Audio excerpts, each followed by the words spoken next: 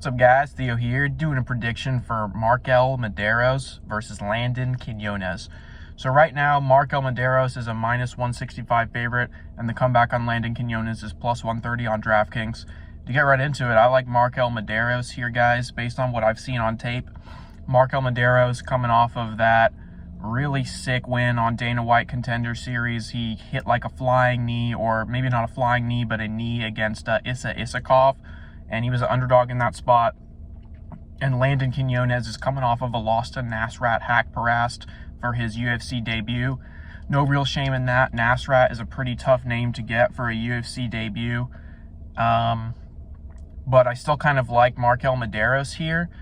The reason is that when I watch tape on Marquel Mederos, something that I think he's extremely good at is picking up his opponent's rhythm.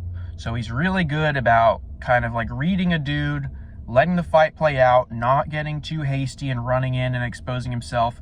And he's quick to pick up a read and set up finishes. That is one thing I really like about him is Marquel Mederos is not hunting for like a one-shot knockout. He's not sitting there just kind of like looking for a knockout the way that Joaquin Buckley kind of does, where he doesn't really set up his like knockouts. That's kind of the difference between like really elite strikers and really normal mid-level strikers. Is really elite strikers tend to try to set knockouts up. You see Adesanya do that a lot.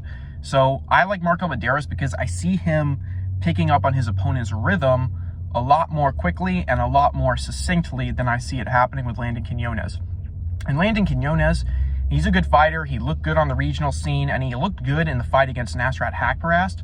But the thing is, Nasrat didn't really look great himself in that fight. And even though Landon kind of won that first round against Nasrat and looked really good, the issue is that he gassed out in round 2 in what was a pretty, a pretty brutal first round.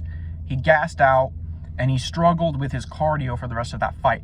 And that was kind of one of the reasons that Nasrat ended up winning that fight, is because you saw Landon gas and you saw his output drop a lot in round 2 and 3. And when you watch Landon Quinones on the regional scene in Fury and some of the other smaller promotions he fought in, the thing about him is that he's a very slow starter.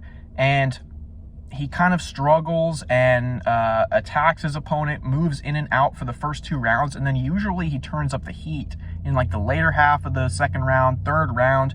That's when he started to have these like successes against these guys on the regional scene, is when he kind of outworks them and kind of slowly builds up to a read on them where they're exhausted and he's damaging them. But I don't see him being able to do that to Marquel Mederos, because Marquel Mederos is kind of the same way, but he's better. Whereas Landon Quinones takes about 2 rounds to kind of warm up to his opponent and find his rhythms and start to really do damage and put together combinations, and he looks really good in the 3rd round. Marquel is a guy that he catches your read in the 1st round, man.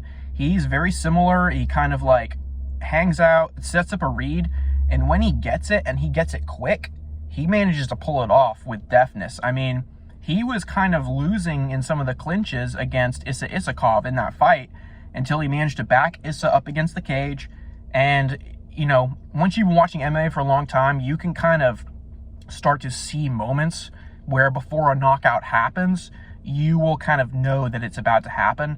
And that is what happened when I was watching this fight, is before he landed that knee on Isakov, it was very obvious what was going to happen. He was setting Issa up, and Issa played right into it with the feints and kind of the jabs against the fence, and just ended up ducking and eating that knee perfectly. So that was a great read by Marquel Mederos.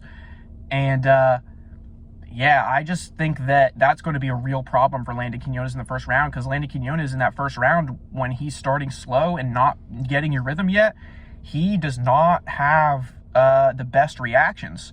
I mean, there was one point in the 1st round, I believe, where Nasrat hits him with like, I believe it was like 3 overhand lefts or maybe 3 jabs. I can't quite remember the stance that Nasrat was in, but I believe he is, I believe he's a conventional fighter. So I'm not sure if it was a jab or overhand, but regardless, he hits Landon Quinones 3 times in succession with a relatively slow left hand. And if Landon's not getting out of the way of those, if he's not getting that rhythm that he's getting hit 3 times in a row like that, Marquel Mederos is a very bad fight for you in the first round, because Marquel is going to pick up your rhythm, and Marquel is going to come at you and try to finish the fight. And even if he's not able to get your rhythm, we've seen Marquel do quite well in these wars on the regional scene. Unlike a lot of these fighters coming off of these smaller promotions, in Fury, he faced pretty good competition. His opponents did not really look like total cans.